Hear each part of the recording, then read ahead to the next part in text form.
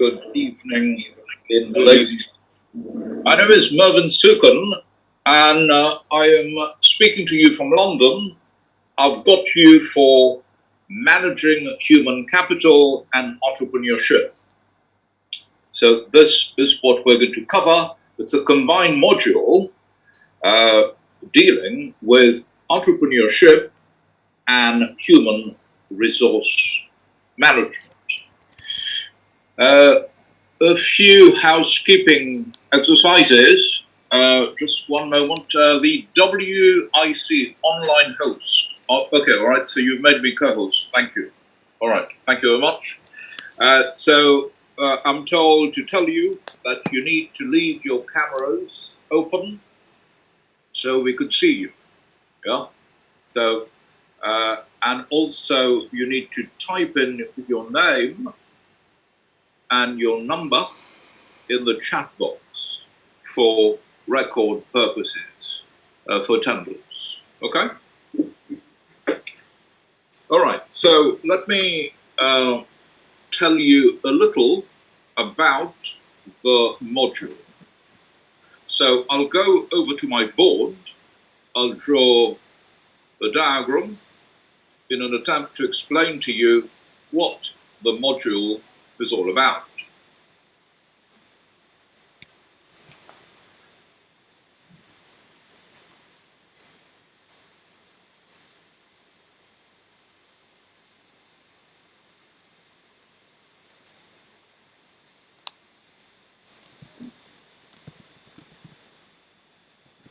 Okay. Right, just think about the purpose of an MBA. So the ethos, or if you like, for don't use a big word, let's say the purpose of the MBA. So what's the purpose of the MBA? This would be generally to make you think, to train you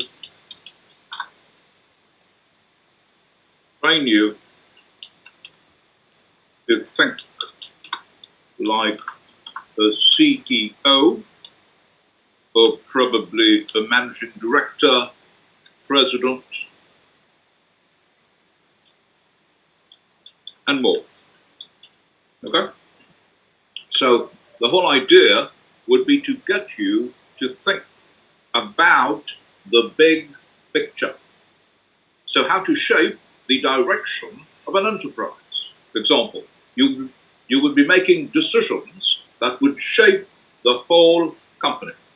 So here you're making decisions shaping future direction of the company. So, for example, now in the pandemic, many organizations are using, e.g., in response to COVID, because of COVID-19, now we need to adopt an online strategy. So, because of COVID-19, we're meant to adopt an online strategy. So many businesses are changing, working from home is becoming the norm. So working from home is becoming the new normal around the world. We are in lockdown. I understand in Malaysia you've just locked down. Here in the UK we're being released from the lockdown, but we're still working from home. Now, if you're running a business, you've got to make a big decision. How to shape the future direction of the enterprise. Where are we going to be? Where are we going to be now, next year, the future? So, all these would be what we call the big strategic decisions. It's a big one. But for things to happen, you need to put this big idea into motion, into action. You need to implement the idea. You need to take yourself from A to B. So therefore, what we need to do, we need to add detail to it. So we need to add detail and more. So what we need to make it happen, we need to have money. We need to have money. We need to have customers. We need to have products. We need to have staff, obviously. We need to try and think creatively. We need to probably trade overseas, to trade abroad, overseas, right? To trade abroad. Now, on the MBA, you've got modules dealing specifically with money. Yeah, you've got your FMA, yeah, and your corporate finance, FMA, and here you've got your marketing, the marketing course, international marketing management, international business, and probably for products over here, marketing. But for products, staff, thinking creatively, we've got two further modules, or which have been combined into one, which we call managing human capital and entrepreneurship. Managing human capital and entrepreneurship. So therefore, now, when we talk about managing human capital and entrepreneurship, we got to go back. We need to zero back. We need to go back. We need to link back. We need to not lose sight of the main thing. And of course, you got a module over here. And of course, you got a module over here which is called strategic management. So in a way, on a page, I've summarized your MBA. So you need to understand how the different modules interlock, the interlocking of all the different modules. All right? But my task would be to try and talk to you about two things: entrepreneurship and managing human capital. How would you be assessed? What are the assessments? Let me show you. Let's look at the bad news first.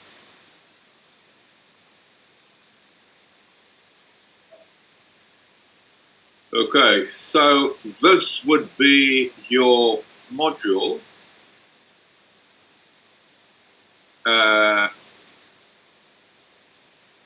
So it comes in two parts. You've got a report and a presentation paper, which I think you're familiar with. You've got a deadline, and you've got to write 3,000 words for this one, and for number two, 3,000 words, total 6,000 words. Okay, let me just make it a bit bigger for you. There we are. All right, so read through for a couple of minutes.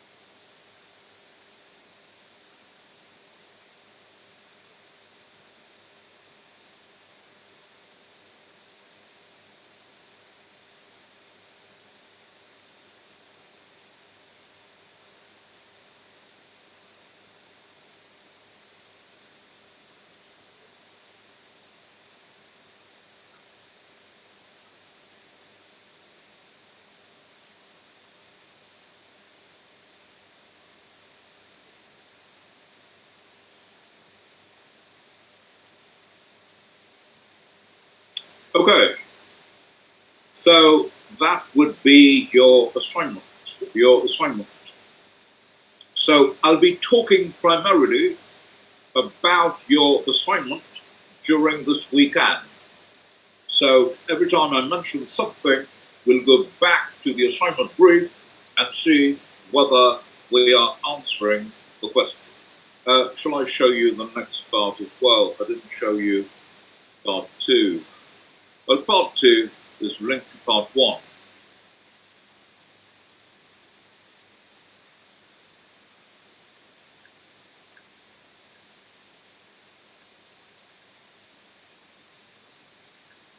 Yeah.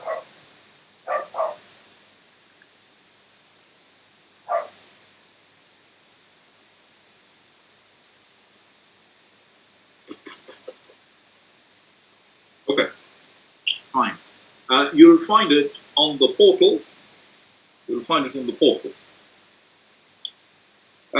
So on your portal, you're going to find a manual, but the manual is not the best. It did not go to the Oxford Press. It's not the best. So some of the texts I would recommend would be, I think, a pretty good one. If you could get hold of it, it's, I think, a pretty good text. Is it a good text? The good text would be the portable MBA, the portable MBA in entrepreneurship. The portable MBA in entrepreneurship. It's published by, so it's been written by many people. The editor would be somebody called Bygraves, Bygraves, G-R-A-V-E-S, Bygraves, and the publisher would be Wiley. So that's a pretty good book, interesting, detailed, and pretty solid. So it's pretty good. But generally, use text you are comfortable with. So you're going to use text that you're comfortable with. And also for the HRM aspect, a good text could be Dessler, HRM. So I've got the text online. I'll pass it over to the local tutor, Tom. Dr. Tom will have access to all these. Okay, Dessler, Human Resource Management. Yeah? But there are many other books that you'll find. So I'll mention as many titles as we go along. Okay. Any questions? So what are we going to do? What we are going to do during the weekend, I'm going to take you through some slides, and from time to time I will stop and write things on the board. It would be a good idea to make a note of what is going on, because I'll be focusing on the assignment questions. Okay? After my introduction to entrepreneurship, I'll start looking at each and every question to ensure that you understand what you've got to do. And from time to time, I will stop and show you a short video. Okay? A video for ideas which could support our understanding. You can stop me at any time you want to. You unmute, put your hand up, stop me. I don't mind, right? Ask me questions. Or you could type in your questions in the chat box, but it might be easier for you to ask me because your questions could get lost in the chat box. Okay? We won't be doing too many group work, too much group work. Usually, when we meet face to face, there's a lot of group work that goes on.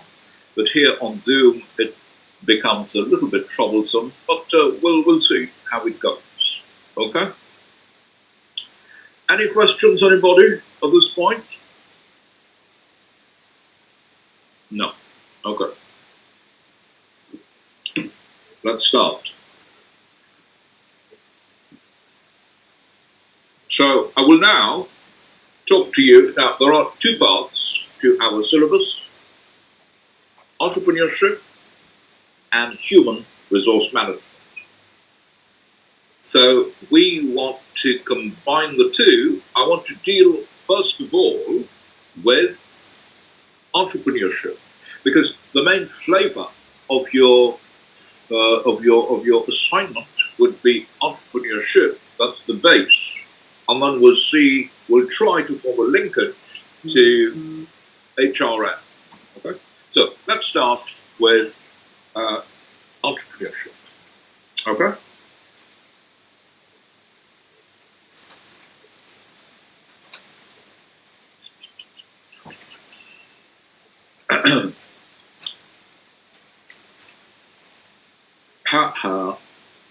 I'm beginning. Okay, so managing human capital and entrepreneurship. But I'll be talking more about entrepreneurship to begin with, and then we'll link back to human capital. So that's me, Mervyn Sukun, and I'm taking you for both modules, managing human capital and entrepreneurship, and maybe in the future I might take you for strategic management. Now, my first question would be, what is an entrepreneur? Now, the word entrepreneur, I believe, is derived from French. Entre means under, preneur means taker, right? So, you understand, so entre probably means entre. Entre means in between, or let's say under, yeah. Another close word would be under or in between. Preneur means the taker. So if we combine the two, what we've got, yeah. So the two combine, yeah. If we were to translate it literally into English, that would be quite frightening, yeah? So we'll have too many undertakers about, okay? So therefore, the original tongue had been retained. Entrepreneur, so an entrepreneur, so what is an entrepreneur? That is the question. Well, we could say an entrepreneur is somebody, in simple language, is somebody who's able to identify an opportunity. Now, we need to probably qualify the opportunity. It could be a social or environmental opportunity. It doesn't have to be a profit-making opportunity. Okay? So it could be commercial, social, environmental, an opportunity in the arts, a charity, whatever it might be. So an entrepreneur is somebody who's able to identify an opportunity. But I haven't finished my sentence, because if we go around the class, I'm sure everybody could identify at least one opportunity, social, commercial, but that would not be sufficient to make us an entrepreneur. We need more. We need to do more. We need to add things to the idea. So if you look at my picture here, well, you've got in the world today millions of opportunities. So you've got the entrepreneur here. Should we go here, there? Too many. But more importantly, to become a real entrepreneur, you need to build an organization to support it. So the building of the organization is the more difficult. That's much more difficult. Okay? The word was actually coined by somebody called Cantillon, a risk taker. He said, an entrepreneur is a risk taker. What did he mean by risk taking? In what way does an entrepreneur take risks? Well, I mentioned this last week. So if we look at some of the entrepreneurs, some of the winners of the young entrepreneurs in Malaysia. So you've got these people over here, and this one is a young girl, Nimali, who won the Young Entrepreneur Award of the Year. So my question would be, how are these people taking risks? So Nimali, how is she taking risks? In what way? Well, Cantillon, many years ago, made a study of farmers. So, in fact, at the time, there was only farming. So he said, farm. Let's draw a little picture. So let's say that's your farm.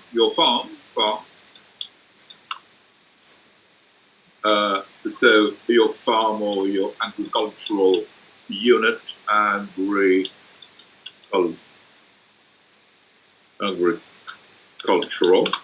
land, whatever you're doing.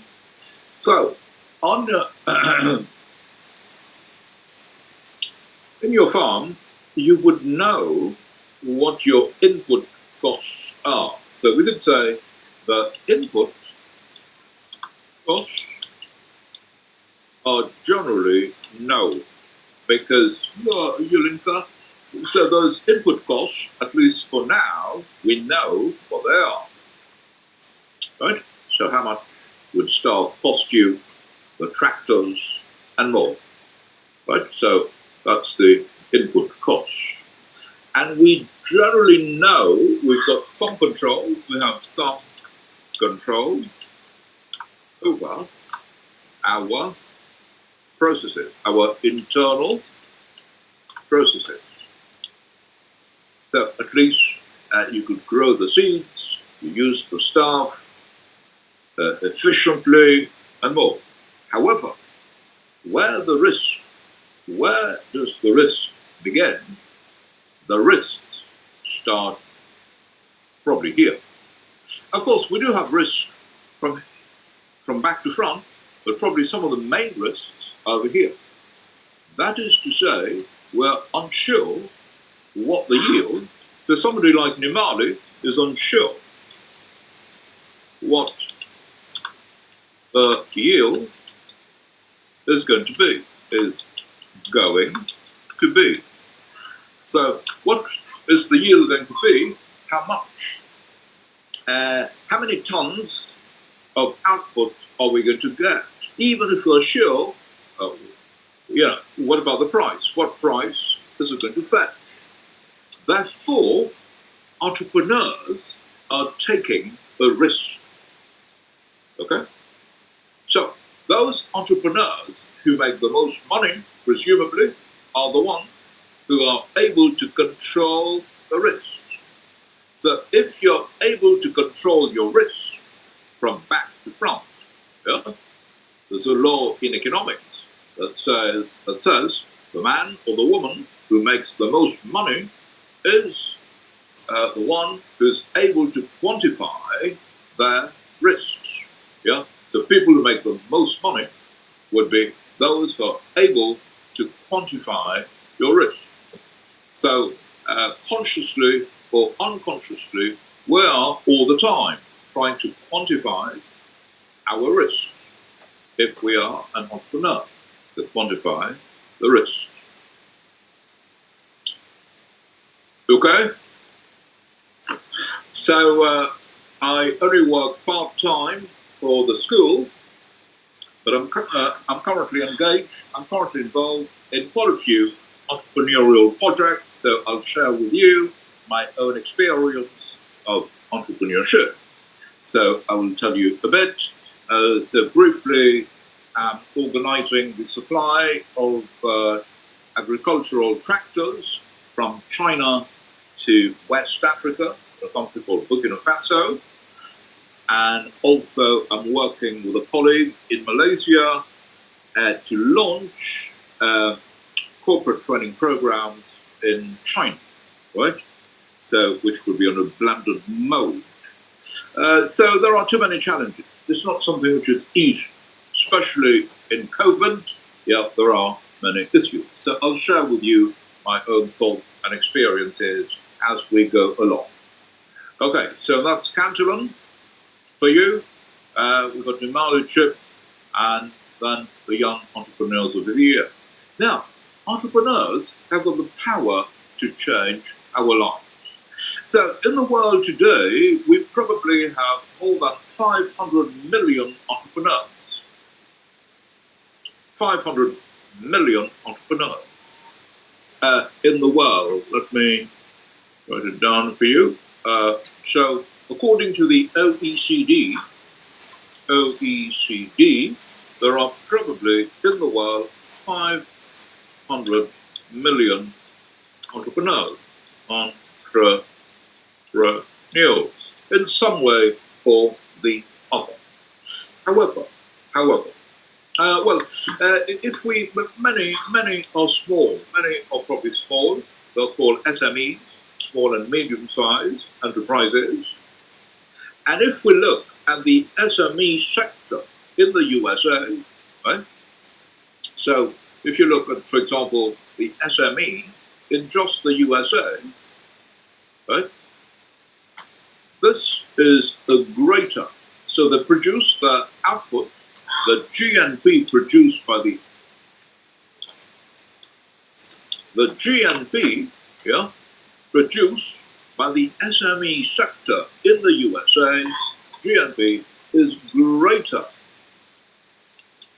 than the whole of the economy of the UK or Japan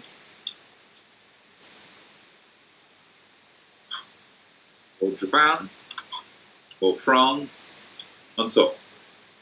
Right? It should be all, yeah? All, yeah, all, France and so on. So, which means that you have a very active entrepreneurial sector in the USA. Think about China. China, 30, 40 years ago, was a very small economy. Very, very small. But over time, it has become an economic powerhouse. Huge. We've never seen such economic growth, yeah, in the history of economic development in such a short space of time, yeah. Normally, economies take a long time, but an economy like China, right, okay, grew at an extremely fast pace. So why? Partly or primarily because of the activities, the actions, the creativity, astuteness of entrepreneurs. Yeah, so primarily because of entrepreneurs. Now, although we've got 500 million, but very few, right? But there are some very few, but there are a few talented ones.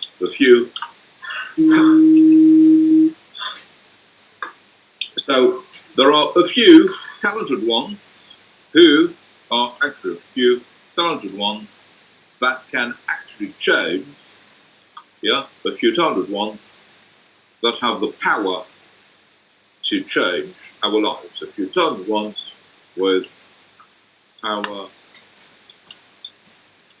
to change our lives, right? So the few talented ones, the power to change our lives, yeah? So which ones are they? There would be. Okay, so, I'm turning the clock back 100 years, 120 years ago. How did we travel? A long time ago, we traveled on horsebacks or in horse-driven carriages. Yeah? However, one man, so at the time, 120 years ago, there were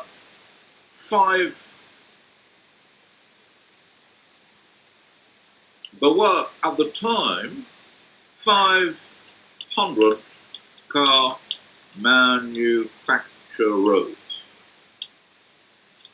There were 500 car manufacturers in the USA. In USA at the turn of the 20th century, in early 20th century. Okay, so 500 models. So although people were using horse-driven carriages, but the car had now become quite popular, right? At least firms were making cars. However, the cars were very expensive. But the cars were pretty expensive and pretty slow, and therefore few people could afford a car. Few people could afford, right? The cars were handmade, right? Very pricey. Few people could have it, but one entrepreneur said, hang on, how can we make the car affordable to everybody, to every man, every woman in the USA? And indeed, from the USA, what about the rest of the world? So using his own imagination, his initiatives, his cleverness, his engineering prowess, whatever it was, Henry Ford created this, the Model T Ford. Yeah, making it affordable to everybody. And so he worked with somebody called Taylor. Taylorism introduced now a bit of human resource management here, right? So he introduced mass production techniques. So in a way that destroyed craft production. Now people were making cars, yeah, in a different way using mass production techniques, right? So assembly line production, through assembly line production, they managed to bring down the cost of the motor car. So they halved the price within 5 years. In 10 years, it was a quarter of the original price, yeah, making it affordable to everybody. So that's the work of Henry Ford. So a long time ago, poor people traveled on horseback. Only the rich could afford a car. But because of Henry Ford, today, ordinary people can use a car. But only the rich can afford horses, right? So only rich people can afford a horse, yeah, but poor people can travel in a car. So Henry Ford turned everything on its head, yeah. Okay, so that's the work of an entrepreneur, right? But we have the issue of mass production, right? So the HR implications of mass production, this is what we would need to talk about a bit later. Let me continue.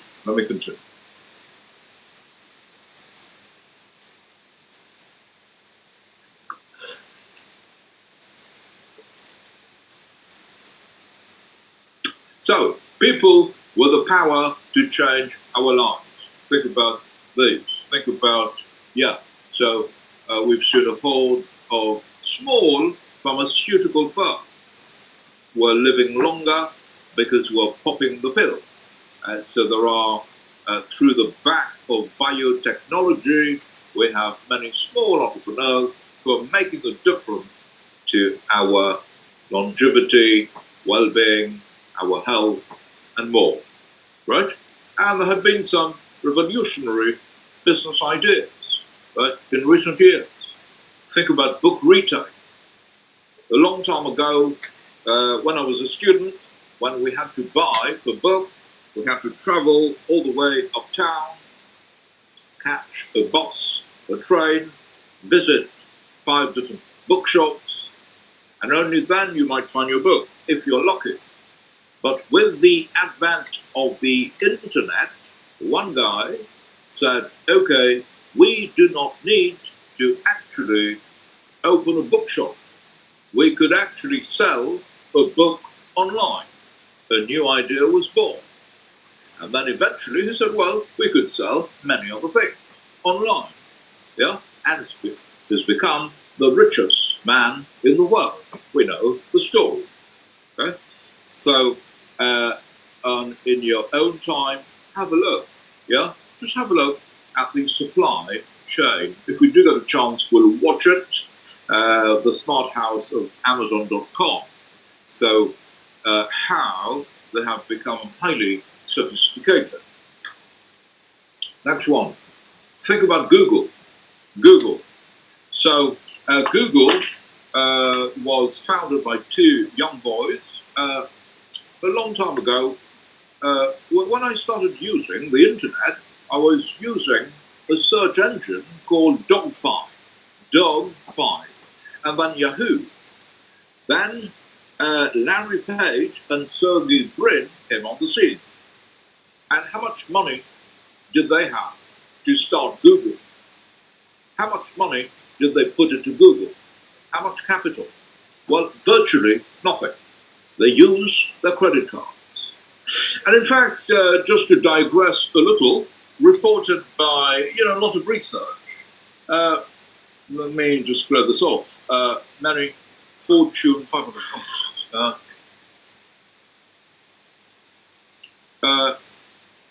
95% of Fortune 500 companies that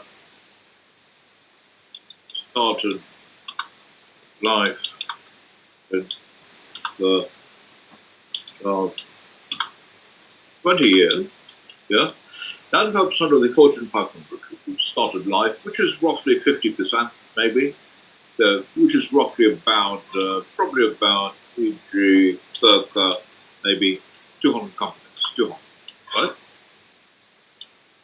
That started life had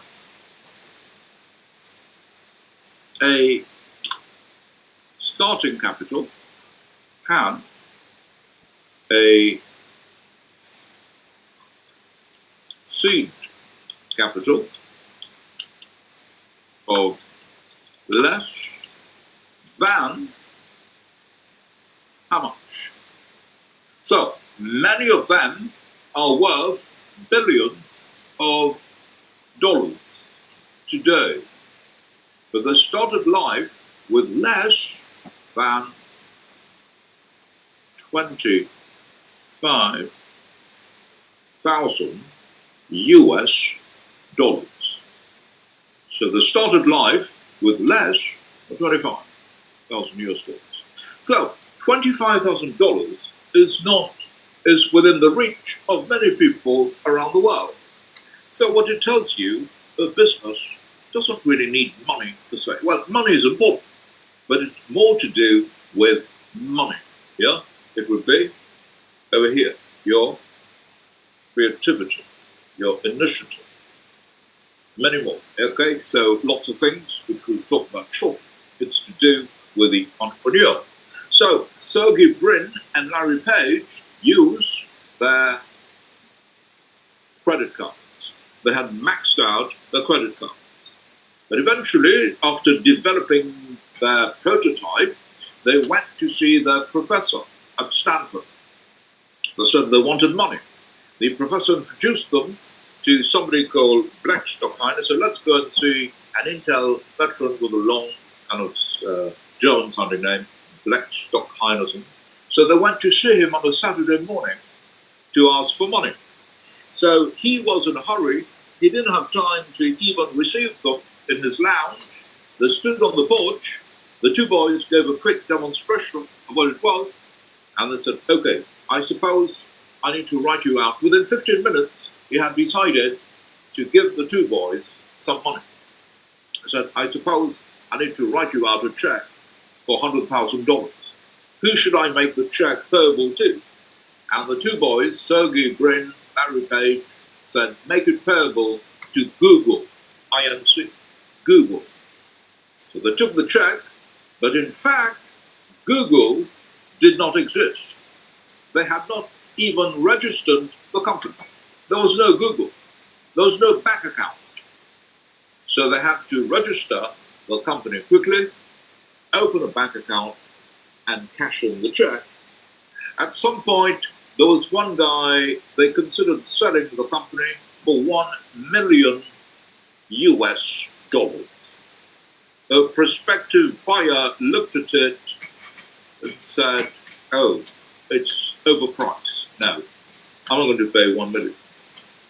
So, well, the sale did not take place. It would have been a massive mistake. Yeah, well, a big mistake on both sides, in a way, right? So both sides made a big mistake, or could have made a big mistake, yeah? So if that sold, it would have been a massive mistake, but I did not buy, well, a big mistake.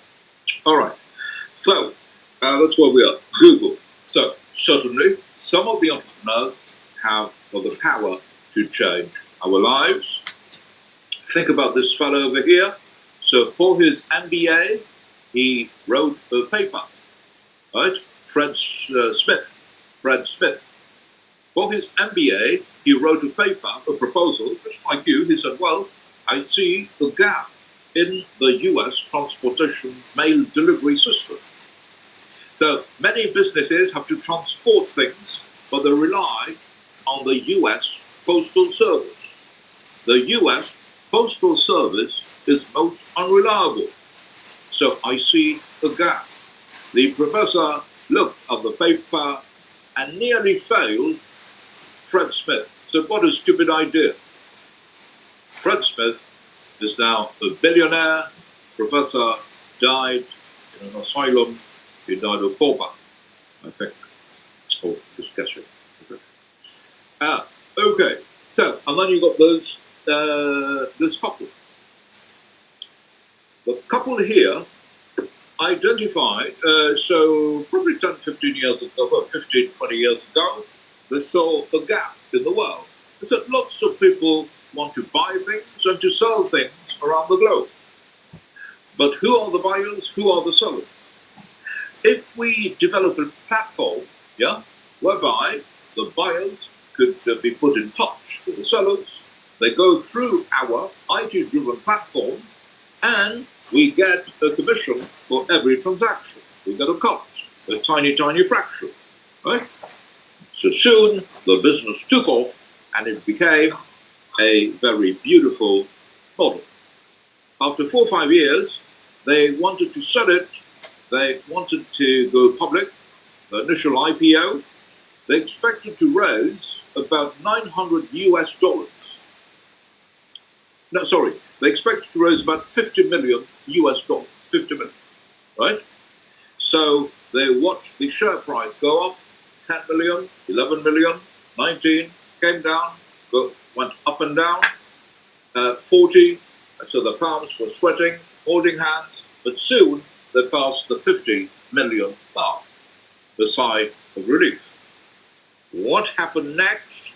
The share price kept on going up and up, 100 million, 200 million, 400 million, 700 million, and it closed at 900 million US dollars. And you obviously know the company. The company would be, which one? Founded by Pierre Omidyar, eBay. eBay. Now, the question is, this is part of your assignment. The assignment question says, you need to talk about what's called, what is so special about eBay? It's not the IT-driven system. It's not the technology. Although the technology would be important, Google, although the technology would be important, but it's their business model, their business thinking. The technology is just a tool, like Amazon, right? But what's important would be your business model. How do you, let me write it down for you, okay? So eBay, what is so special about Google? Google, so for example, Google would auction off the search term, the auction of the search terms. So if your company begins by A is Apple, okay, or A is whatever it is. Now, if you want your name, the moment we type A, if you want Apple to appear, you've got to pay for it. So we could bid, yeah, between Apple, Alfa Romeo, between Arc, yeah, the Triumph, whatever. So you bid for it, okay? So there was nothing really fantastic about Google as such initially.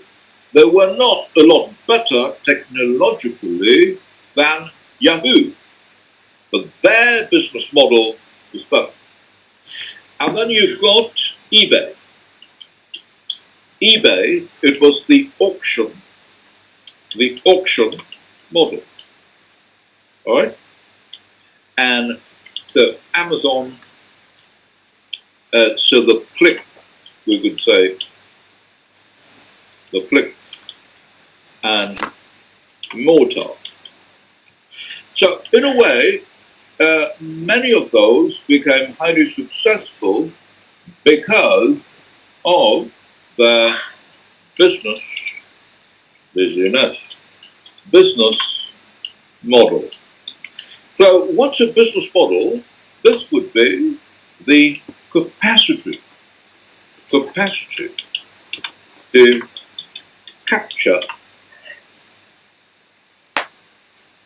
the capacity to capture value, capacity to capture value.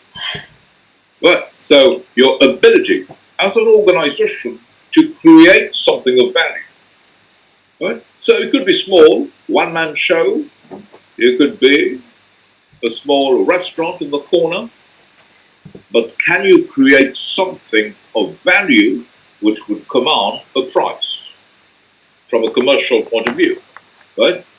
To make a profit, right?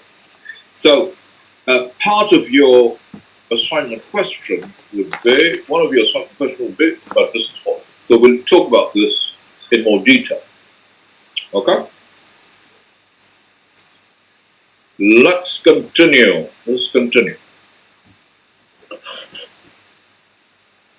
So you've got Apple, iPod. Apple started off as an Apple computer, right? You had Apple computers, Apple iPad, Apple iPod, Apple iPhones, Apple iWatches, Apple iBicycles, and who knows in the future, Apple Juice by Apple, and so on, right? So you've got all these organizations, Amazon, Google, FedEx, all, too many. You could count on, I'm sure you find them. But what about, now, we've been talking about the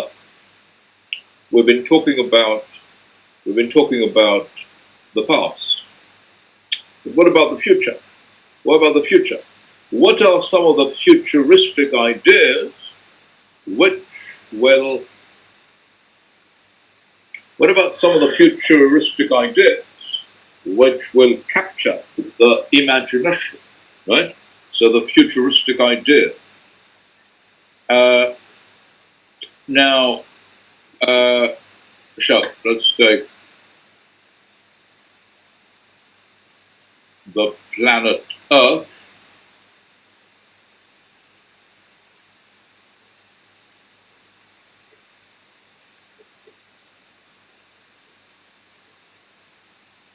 So if we call this London,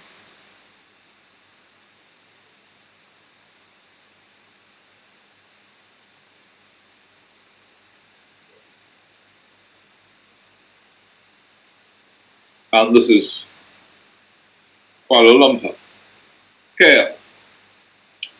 Now, to travel from London to KL, I've done this trip hundreds of times. So normally, I would travel twice or three times a month.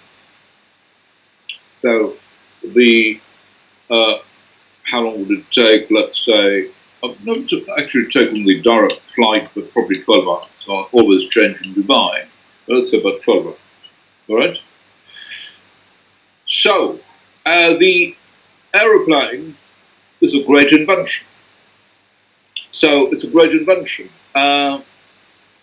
I would travel twice or three times a month to different parts of the world: Singapore, Hong Kong, India, and Serbia, Malta. I've taught in more than 20 different countries. So I used to go to Malaysia regularly. Now, so I would catch the plane on the Thursday and reach Malaysia on Friday, do my course, and come back Sunday, Monday morning, and be back to London. So a great invention because of the aircraft, we students could actually do their MBA within a year, 1.5 years, 16 months or so. If it was 100 years ago, if I had to travel to you 100 years ago by ship, it would take 45.5 years to complete the MBA. It would not be possible. But it's no fun sitting in an aircraft for 12 hours, right? So the human mind is restless. We want to have a faster mode of transportation. So one entrepreneur said, look, we can do this in 2 hours. And another entrepreneur said, no, we could probably do it in just under an hour. How? Well, the idea would be to send a spaceship into outer space. We send a spaceship into outer space, and because planet Earth revolves on itself, right? So planet Earth is revolving, so there are two complementary forces. So in fact, it takes 8 minutes to send a spaceship into outer space. 8 minutes, you're into outer space, and then, so within the hour, you see Kuala Lumpur down below, you drop a perpendicular, and within the hour, you are in Kuala Lumpur. So these entrepreneurs, who are they? Well, they are Richard Branson, who are already, and Tesla, who are already investing money. Richard Branson and Elon Musk, who are already investing money. So Richard Branson says 2 hours, Elon Musk said 1 hour, right? So we won't have airports, we will have spaceship ports, and during the flight, this is how we would be strapped. If you want to use the toilet during the flight, you'll have to float to it, and how would you do your business? Don't know. Can entrepreneurship be taught? Can we teach anybody to become like Bill Gates, Richard Branson, Elon Musk, Henry Ford, right? And Toyota, and more, right? Well, can a course in physics create an Einstein? Not at all. But does it mean that we need to stop teaching physics? No more than a course in entrepreneurship can create a Bill Gates. But if we learn from their experiences, we could learn a few of the principles, so maybe we could. Yeah, we can't create a great cricketer like this guy, or a tennis player, or yeah. Now, generally, what are the personal characteristics of an entrepreneur? Right? There are many theories of entrepreneurship, but we could say entrepreneurs have no neat set of attributes. We can use some simple words beginning with D to describe the personal characteristics of entrepreneurs. What are the D's? That is the question.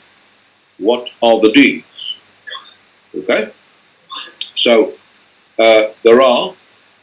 So, what I'm trying to say, we can't create a tennis player, but all of us could play a bit of football, a bit of whatever. We could sing, but some of us are better.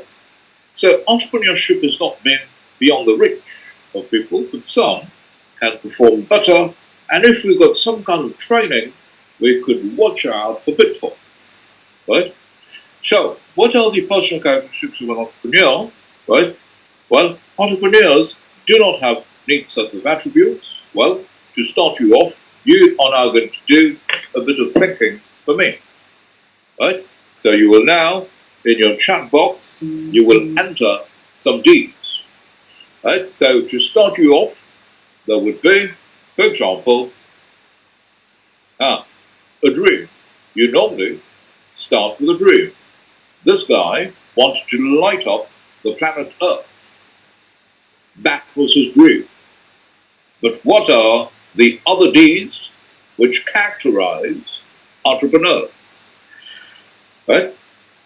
So think about 5 D's. Let me just put the question to you. Yeah. Think. Think of 5 D's.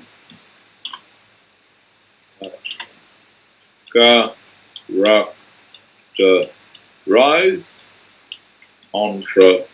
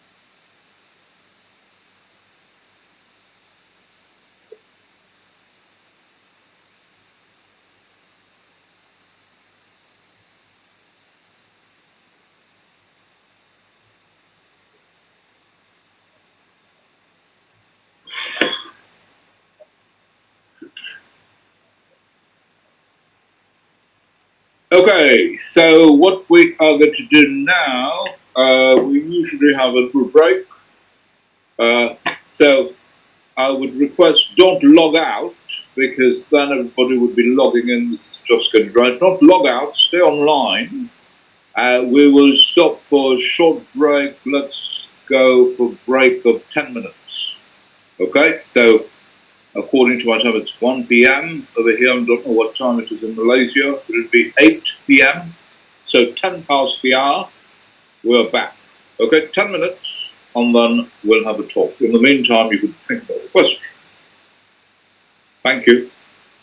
All right, Mr. Marvin. Okay. Thank you, everyone. All right. Thank you. Thank you. Yeah. Thank you. You. Don't log out. So don't log out. Stay online. Just go for your break and back. Yeah.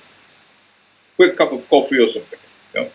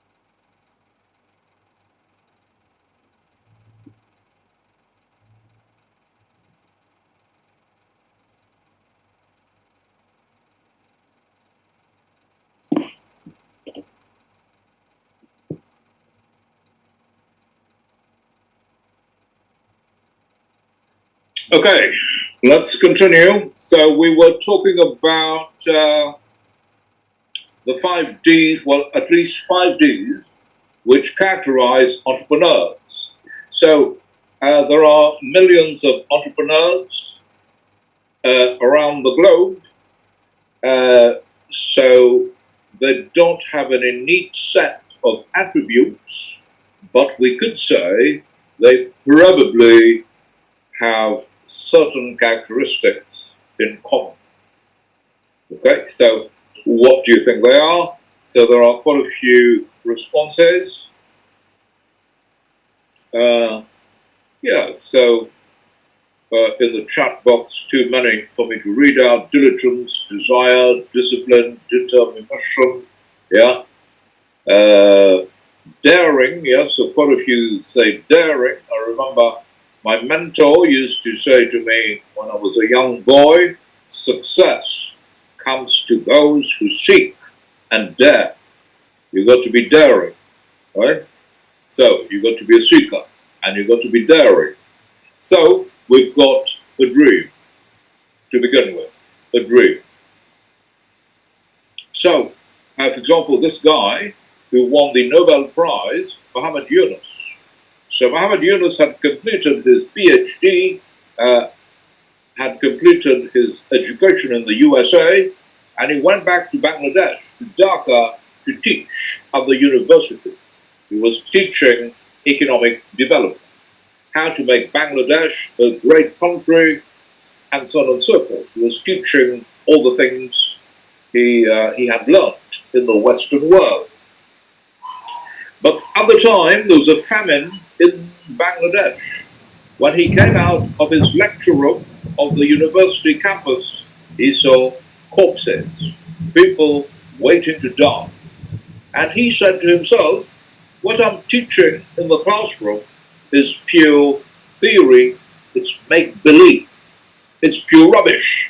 Why are people dying? We're doing the wrong things.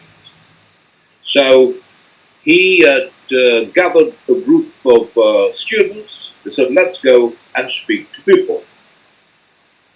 And they spoke to one woman. So what do you do?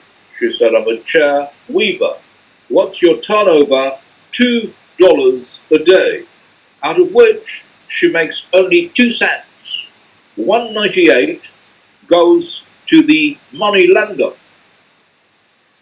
And they spoke to some more people and came to the conclusion that if they were able to raise $500, they could save the lives of maybe several families, a good community, at least for the next 4 or 5 weeks. So he went to his bank manager and said, can you lend the peasants $500? Bank manager said, oh my God, that's not possible. You'll never see the money back. How could we lend peasants money? So Yunus said, okay, I'll borrow the money in my own name. So he borrowed the money, gave them to the peasants. He didn't expect to get the money back. But a few weeks later, lo and behold, everybody came back and said, Dr. Yunus, here's your money. He rushed to the bank manager and said, look, you said the peasants would not pay me back. I've got everything. So the bank manager said, because you lent only 500. Try to lend 5,000. He said, okay, let me try. Eventually, he got everything back. No bad debt. The bank manager said, maybe because everybody knows you, try to lend to a different village. He said, okay, we stop playing games. We now need to form our own bank. He pioneered the concept of microfinance. Yeah, microfinance. Muhammad Yunus. But maybe in the future, now, things need to evolve. So probably from microfinance, maybe in the future, we would be using cryptocurrency, right? We're going to use cryptocurrency to probably help the poor, which might replace the principle of microfinance. So microfinance, the World Bank had replicated microfinance in over 100 countries. 100 countries, it all started with one guy, one village, one man, which we call in management theory the butterfly effect, okay, which you learn about in your future modules, the butterfly effect. Okay, so we've got the Grameen Bank, and then what about this one? Not everyone could do great things, but everyone could do little things with great love. Mother Teresa. No dream is too big. Another D would be discipline.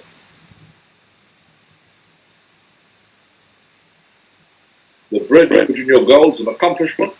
Entrepreneurship would be living a few years of your life, which, like most people want, so you can spend the rest of your life like most people can't.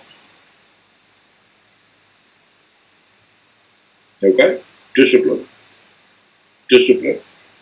You're tempted, but you need the discipline. Dedication. Come what may, hell or high water, you'll stick with it. Oh, attention to detail. Attention to detail. Very important. Little things can make a big difference. You keep an eye on the dollar, the cost. Very important. Keep an eye on the dollar. Devotion. And you distribute as well among your staff, like Microsoft has, or Walmart, distributed the stocks, the equity participation. Why? Well, not because you want to be good, to be moral, ethical, but it makes good business sense to tie people in, to make them feel part. Otherwise, they might quit and form and become a competitor. Right? Okay, so now we are going to add a bit of theory to our discussion, right? So we need to try and support our whatever we say with a bit of theory, but before we go on, one question: have we seen more innovation during the COVID pandemic, or have we seen less? Well, let's start with the first one. Schumpeter. Schumpeter says, it's Schumpeter, but I think it's pronounced Schumpeter. Schumpeter was an famous Austrian economist, who wrote about 100 years ago. Schumpeter as a mainstream, that's the Schumpeter. Is a classical, let's call him a classical economist, who says that the world actually goes through a pattern of creation and destruction. Maybe let me just so I'll just write that. So they go through market experience, creation, and destruction. So, for example, well, e.g., I did give you an example. Henry Ford, yeah, created the car, but destroyed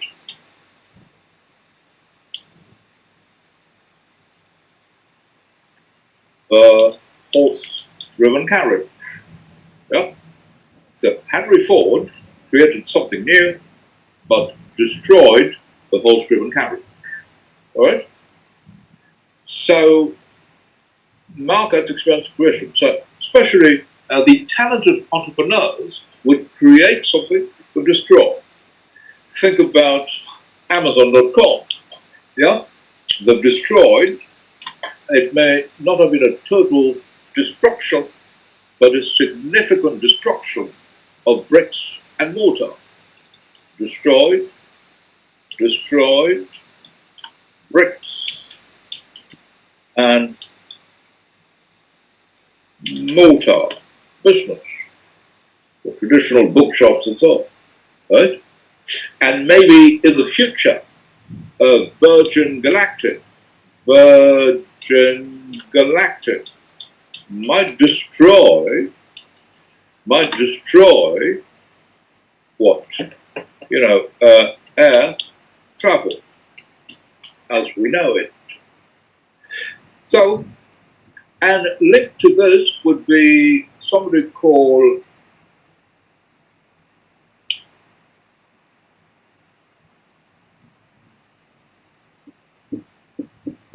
Kondratiev.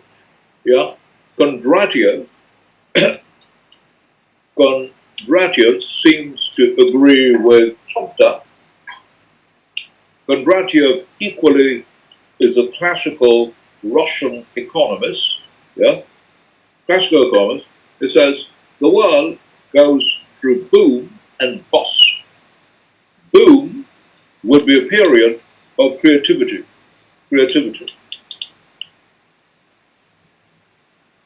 And then you go through a bust, no creativity. A kind of bust, no creativity as such.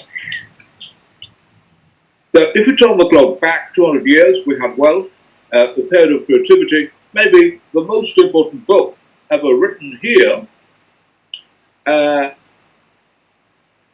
So the most important book in 100,000 years, I mean, those important scientific, I'm not talking about religious books. Hi, good evening.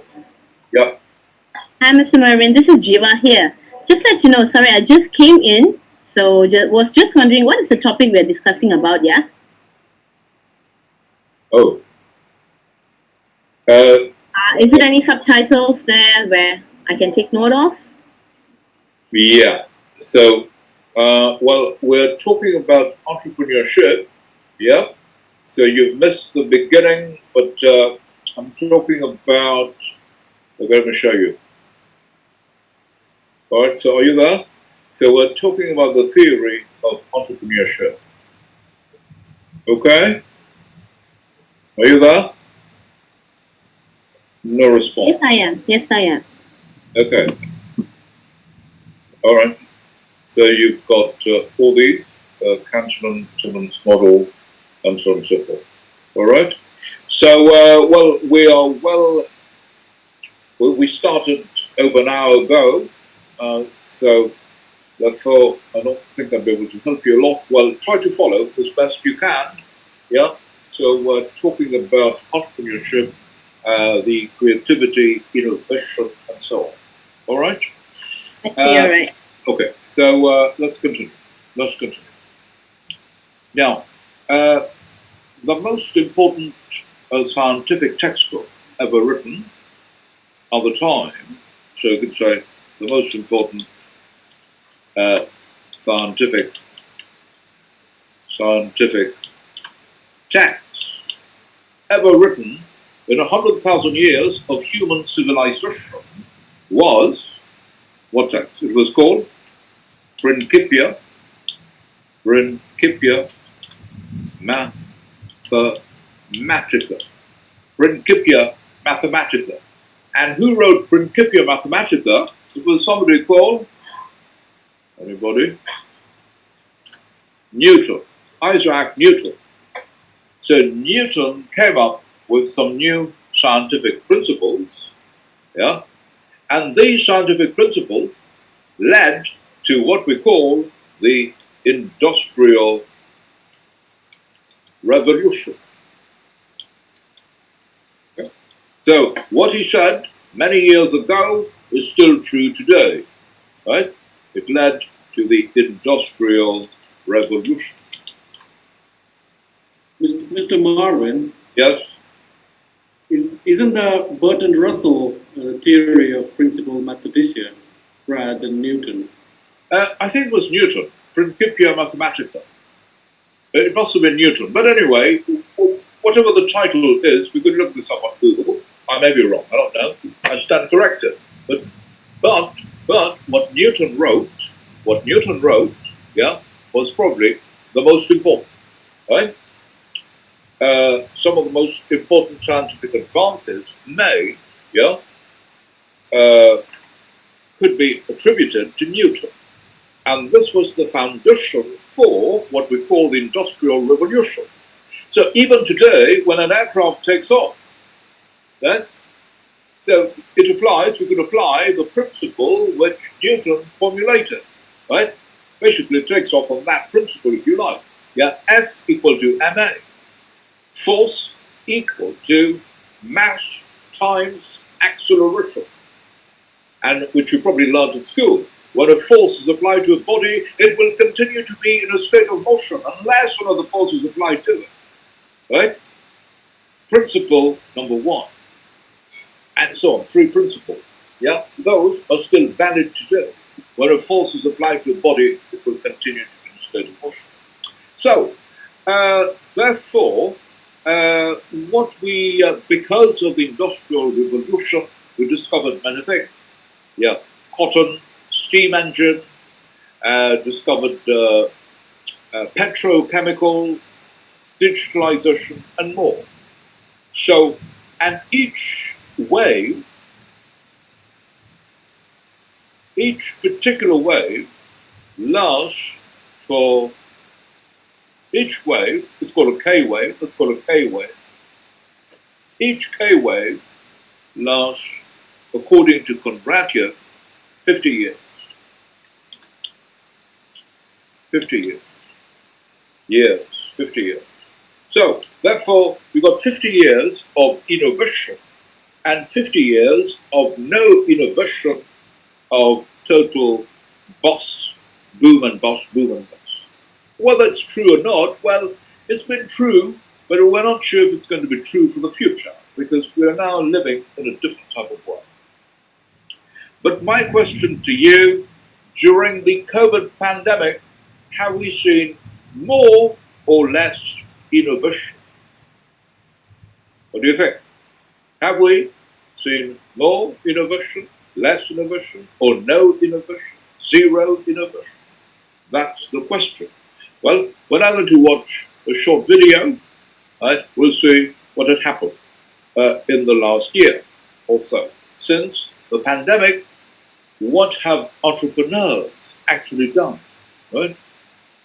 Let me give you the link just in case you lose this, the image or the sound. Right? Everyone in the meeting. Okay, so that's the link here. And the title is less familiar story about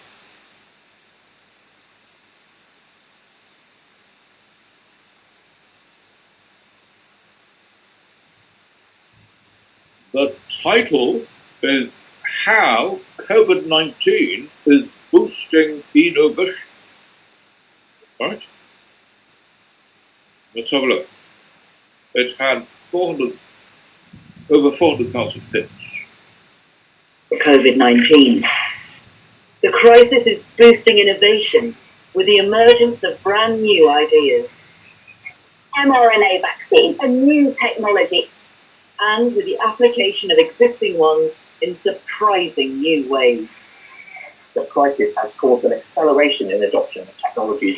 This is pushing the world further into the future. We've had to build more airplanes than we ever have before. Often at breakneck speed.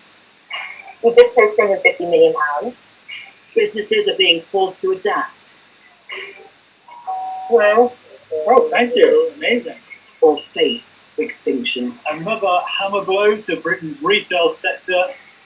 This upsurge in innovation will bring lasting change for good and bad.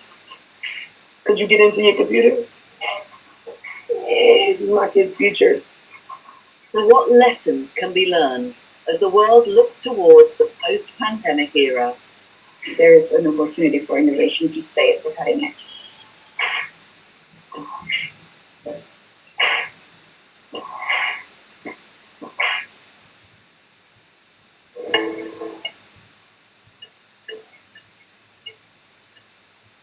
I haven't seen this. Is this a new piece? What is this part? The part of the fuse. Got it. This is the headquarters of Zipline, a drone manufacturing company. Is it 3D printed? Yeah. Oh, this is plastic now, yeah. Oh, yeah, totally. Since the pandemic, the business has really taken off. Drone technology has been around for a while. But during the pandemic, it's starting to realize its considerable potential. With social distancing the new normal, health systems around the world are now looking at drones as a new and better way to deliver products, such as blood, cancer treatments, and vaccines. Every hospital system and health system on Earth is suddenly trying to reconfigure itself to a new reality, to extend the reach of the hospital system directly into the home, enabling care closer to where patients live, so they have to travel less, it's more convenient, and the patient takes less risk of getting infected if they need to access general care. From mid-June to September 2020, Zipline delivered more than 100,000 medical products, as many as over the previous 3 years. And we've done a few things. The center wing covers are off. When did that change? Wow, weeks ago. Perhaps the most significant change has come in countries with strict airspace laws. In May 2020, an emergency license was issued in America, allowing Zipline to fly long-range delivery drones through controlled airspace for the first time. And in December, American regulators issued new rules, allowing drones to fly over people and at night. This looser approach is accelerating the shift towards more states receiving medical supplies in a more efficient and productive way. So we're seeing hospital systems that previously thought they had 10 years to effect this kind of change, now trying to do this in 1 year. Although drone-filled skies are some way off, COVID-19 has also accelerated the conversation around the use of drones beyond healthcare in a variety of new fields.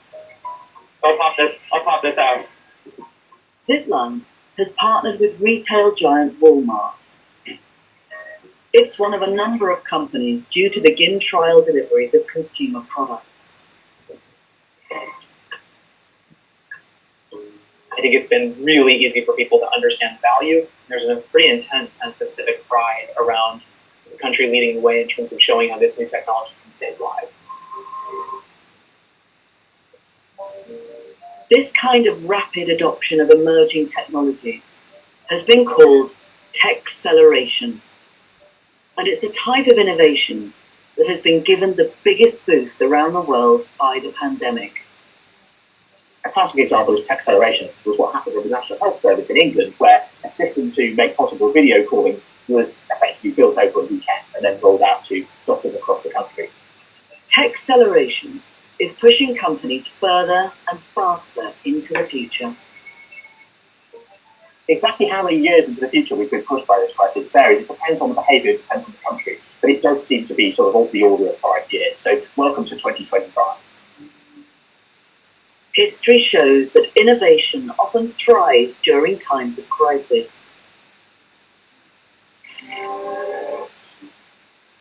Take the financial crash of 2008, which led to the widespread adoption of cloud computing.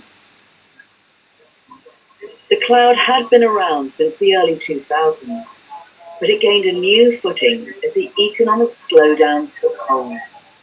Companies were very often reluctant to try cloud computing. They thought it wasn't secure, and then they gave it a try, found it cheaper, found it was more secure, and cloud computing has expanded very rapidly. As well as accelerating the adoption of developing technologies, crises can also foster the development of entirely new ideas. A good example of a crisis that led to lots of invention would be the Second World War. So you get the first digital computers, which are used for code breaking. You get the first jet engines. That paves the way for mass air travel. You get nuclear technology, which is used for weapons, but can also be used to generate energy. And you also get the first rockets. When it comes to new ideas, COVID-19 has left its mark in the field of medicine, where researchers around the world have pioneered new techniques in the development of vaccines. This phenomenal work has been done, multiple teams producing vaccines in months rather than years, using entirely new technologies in some cases. So these mRNA vaccines are a new type of vaccine, and they seem to work extremely well. So that's a very impressive example of invention. We are collectively telling cafes, pubs, bars, and restaurants to close. In most industries, the pandemic has boosted innovation by forcing companies to adopt new ways of doing things, purely as a matter of survival. We have innovated for necessity. Even for Michelin star restaurant owner David Moore. Lockdown forced him to place 90% of his staff on furlough, an emergency government scheme that pays the wages of workers. For the business, it meant we had no income. I had thought that maybe we wouldn't be able to get doing what we did before. So to save his business, David adopted something once unthinkable in the rarefied world of fine dining. A takeaway. The restaurant turned this into this. Oh, thank you. A heat-at-home Michelin star ready meal. Now the restaurant's vegan box has proven so popular, it has been rolled out nationwide. I definitely see online as something that is staying with us. It's totally invigorated the business. Really, that's so fair. As businesses throughout the hospitality industry have been forced to adapt, the pandemic has fueled the rapid growth of the meal delivery industry. Globally, the total revenue of this industry is now expected to reach $182 billion by 2024, an increase of more than a third from the projected level in 2020. When the pandemic recedes, the innovative mindset many businesses have been forced to embrace looks set to linger. For David, the unexpected success of his food delivery service points to a hybrid model for the future, one that will allow his chefs to continue to innovate in the kitchen. Home delivery is not going to finish fine dining. Fine dining is here to stay. People want to be looked after. They want crisp linen. They want the waiters looking after them, and they want no washing up afterwards. But while the pandemic has made innovation a necessity for some companies, it has also restricted opportunities for others. Amidst the huge economic downturn, companies have been consolidating. The third quarter of 2020 was the busiest for mergers and acquisitions in 3 decades. A trend that is likely to tilt resources for new thinking and new ideas further towards big companies. By and large, big companies can continue to invest in difficult times. They can continue to take market share in a way that small companies can't. And so generally, this is leading to a sort of greater inequality between companies. It's a sort of big gets bigger phenomenon. There are parts of America you can only scout if you come in here. The International Harvester Dealer Show. History also suggests that successful companies tend to start life more often in the good times than the bad. Of the biggest American firms founded since 1970, more than 80% were born during eras of growth. During economic downturns, life can be much harder for startups, which are so often the engines of innovation. But back in the booming world of online food delivery, some startups have found hungry investors. So we disclosed £250 million. Sorry, we disclosed £250 million. Sisters Ginny and Eki Newton run Karma Kitchen. It's a startup that offers flexible kitchen space, known as ghost kitchens, to cooks and restaurants catering mainly to the delivery market. While some ghost kitchens are owned by a single restaurant chain, Karma Kitchen has many different companies hot stationing under one roof, producing everything from West African donuts to tandoori curries. The company was founded 2 years ago, and the pandemic has transformed its fortunes. What would have taken us potentially 3 years to achieve has now taken 8 months in terms of market demand. The startup has recently opened its second ghost kitchen in London, and it has another 5 sites under construction. It plans to build many more ghost kitchens in residential and office hotspots across Europe. We want to open 60 kitchen facilities, and that starts for us with the funding. The ambition of fast-growing startups like Karma Kitchen can attract investors. But it can also end with a startup selling itself to a larger company with deeper pockets. And that brings its own risks. We see from research on mergers and acquisitions, when an acquisition happens, the innovativeness of that small firm typically goes down. The question really is whether large conglomerates will be able to fuel these startups in order for them to carry the front in terms of innovation, and for that innovation to then be disseminated into the rest of the organization. For many large and small companies, working from home has been the most significant innovation to come out of the pandemic. If you're putting your energy in focusing on in 2020, COVID-19 turned a little-known tech firm into one of the success stories of the pandemic. At the start of the year, about 10 million people were taking part in meetings over Zoom each day, but this had shot up to 300 million by April 2020. And the widespread adoption of remote working during the pandemic could lead to further innovation in future. More companies may be inclined to take risks and embrace new ideas in the coming years. They've discovered that actually working from home can work really well. It doesn't seem to make people less productive, they make people more productive. That will mean that after the crisis, companies will be more willing to keep some of those behaviours, maybe have less business travel, maybe have more working from home, and maybe even dare to try other things that they were reluctant to. So it's just allowing them to be tested and not punishing people if they don't work, because that's just going to put them off. Some of the most groundbreaking ideas require the right opportunity and circumstances to demonstrate their value. 2 decades ago, e-learning emerged as a radical new idea, predicted to transform the world of education.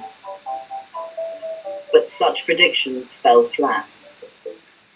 Sending all students home for the rest of this semester after a coronavirus outbreak on campus. Until COVID-19 struck and the potential of remote learning became clear. One of the questions that I have for you is, what continues to do that? The online education market. Okay, so you've got the gist of it. You could watch the rest in your own time. So a few points. So the real engine of growth and innovation would be the small firms. There's the danger when firms become big, then innovation goes down. So this is what the professor was trying to say, right? So, but obviously even in COVID, there are new opportunities. There are always new opportunities arising. So Karma Kitchen seems to be a great example, Zoom, a great example of innovation during the pandemic. Mr. Mark, Yeah, interrupt you. Yeah, that. the video that basically said, the innovation and then, how it is aggregated. How do you draw a line, which is innovation and which is aggregation of something is already invented? Like, for example, drone has already been there, and this pandemic problem, the zip line probably added more to different kind of approach or different kind of usage to it. Like in the same way, 2008 financial crisis. I mean, that's nothing to do with increase in usage of cloud computing, right? Uh, Probably the usage may have increased for whatever reason, but what is 2008 financial crisis got to do with the cloud computing? And the delivery part, I mean, the karma kitchen or whatever that is in that. I understand. I mean, the delivery concept is always there. Like if you have gone travel to India, you go to the street of Mumbai, they've been delivering food, since donkey's ages. Those guys what do you call them? In Mumbai, especially those guys who transfer lunch boxes. They had a fantastic delivery system where even Harvard MBA guys, they studied them, wrote about them. The systems are already there. Just catapulting it or aggravating it to a certain extent, is it called innovation or is it basically just aggregation during the crisis time? Like, I understand during the First World War, Second World War, yes, those are serious crises, and there's a lot of innovation there. Like aeroplane came during First World War, and that's a crisis, right? So, but after that, people just came up with the how to use that technique into better plane, go into increase the speed of the plane, and finally, where Virgin Galactic or Atlantic is now. So where do you draw the line of innovation and aggregating the innovation part? Sure. Okay. Right. Quite a few issues that you've raised, but the long and short of it is innovation is a bit of a catch-all term. It's an omnibus term, and omnibus is a bus. So where can a bus take you? It has many different destinations. So innovation is capable of taking you to many definitional destinations to begin with, right? So you introduce the word aggregation. This is probably true of all developments, yeah, that we see in the world. There's no pure innovation. It's always based on something, yeah, which have already been done before. If you take your mobile phone, right? So we could trace the history of the mobile phone way back to what was discovered. Well, we could even go back to the photoelectric effect discovered by Einstein, yeah, and then the quantum physics, right, and later on the application to military hardware and software. All right, so it's always an aggregation. But just to cite the theory, to answer your question theoretically, if we look at, in the text which I mentioned to you, Bygrave, Portable MBA in Entrepreneurship, so they actually divide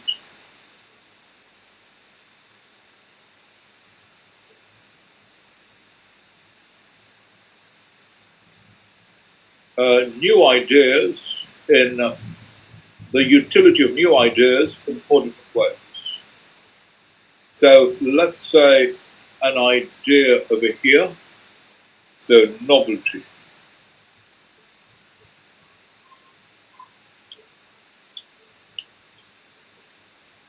So the novelty of an idea, right? So how novel could it be? Could it be high and low? And how useful might this be? We could call it utility or possibly usefulness. Usefulness. how useful is something we have created, how useful that new idea is. It could be high, or it could be low. So, if the novelty is very high, the usefulness or utility is equally high, then we could call it a real innovation. If, for example, it has high novelty but low usefulness, we could call it an invention. So this is where the drone was actually. So the drone was simply an invention before. That is to say, we were not sure how to use it commercially. So its commercial applications, were quite limited. So the drone was probably here. The drone, right? Before the pandemic, it was and gradually started, being applied to different sectors. But we saw how the drone became a real innovation. If we're not sure what to do with it, it would remain at the invention level. And then high utility, low novelty, then we could call this an improvement. So maybe the so-called innovation in the world are simply an improvement on an existing idea, hence your expression aggregation, right? So it's up to you to classify an idea. And then you've got many which, well, a few which are completely irrelevant. It's an irrelevant idea or irrelevant idea, right? So an improvement could be, so e.g. you add something, e.g. add some new ingredient to the toothpaste, right? So that would be an improvement, right? So many of these so-called innovations we've seen are probably improvements, I would agree. And what we class as real innovation depends on the degree of novelty and the utility. So, but there are always fine dividing lines between them, right? And again, sometimes something which we see as totally irrelevant could become very useful, could go in that direction, or some real innovation could become irrelevant overnight. Yeah. So it's a dynamic process. The dividing line is not always sharp. We could get into technical debate as to what is an innovation and invention. But from our perspective, we could say, how much value are they producing? Maybe the test here would be how much, since we're business scholars and practitioners, we would apply a test. How much value are they producing? Value could be measured economically in terms of profit, return on capital employed, or there could be some social value.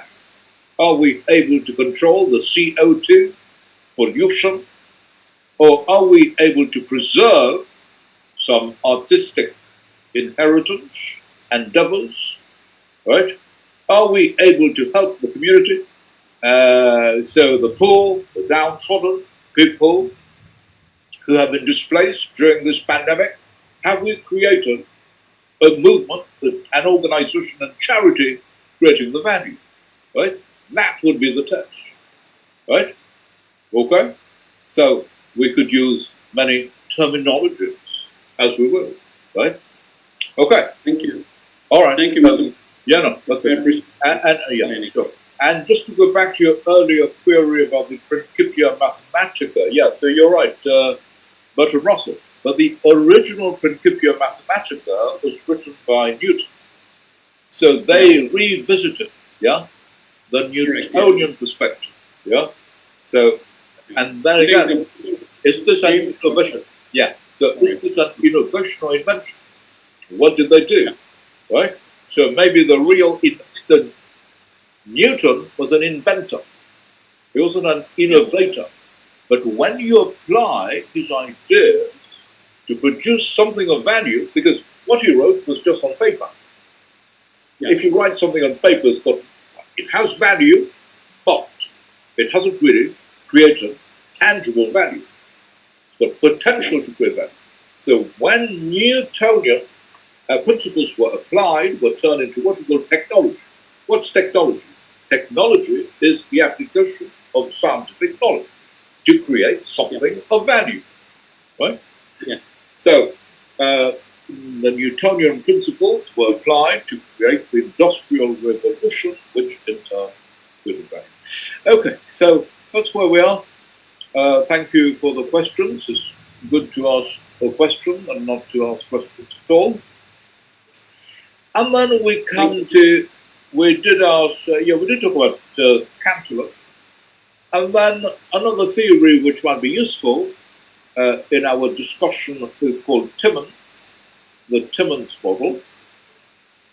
Right? So according to Timmons, what we need would be, well, entrepreneurs need to have an opportunity.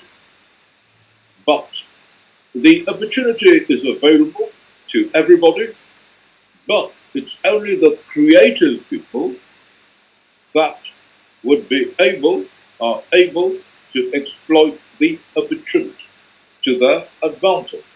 Sometimes they need a team. One entrepreneur cannot do everything by himself or herself. They need to have a team eventually. Right? Okay? So, especially if you want to scale up, you could remain a one-man show, but then the business is difficult to grow.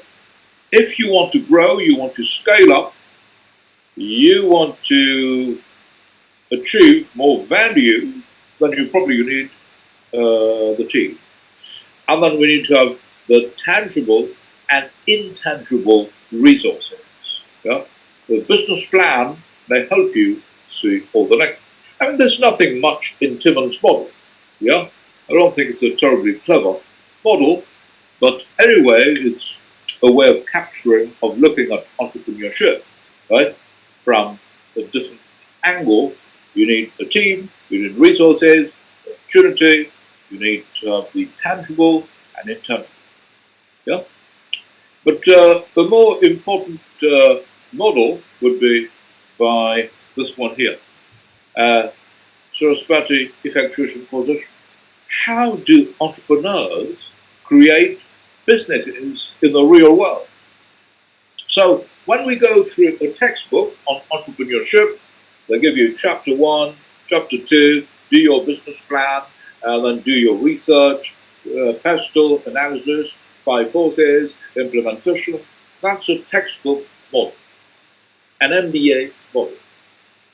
But in the real world, how do entrepreneurs create their business? Do they follow the textbook model? This is what we want to know. So this theory, this is a seminal piece of work by somebody called Saraswati. She is known for the effectuation and causation. It's a very well cited piece of work, right?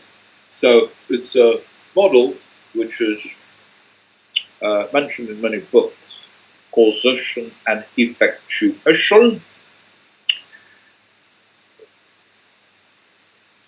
Okay, so thank you for your attention. We'll continue now tomorrow. We'll start looking more closely at the assignment. Now that I've given you a little foundation, yeah, an introduction, now we need to apply what we've learned to the questions. So tomorrow morning, at 2 o'clock in the morning, UK time, yeah. Okay, so 9 o'clock, I'll let you time. So we'll continue.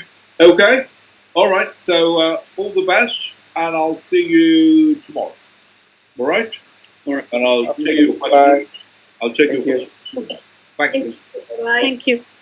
Thank you, sir. Thank you for visiting. Bye.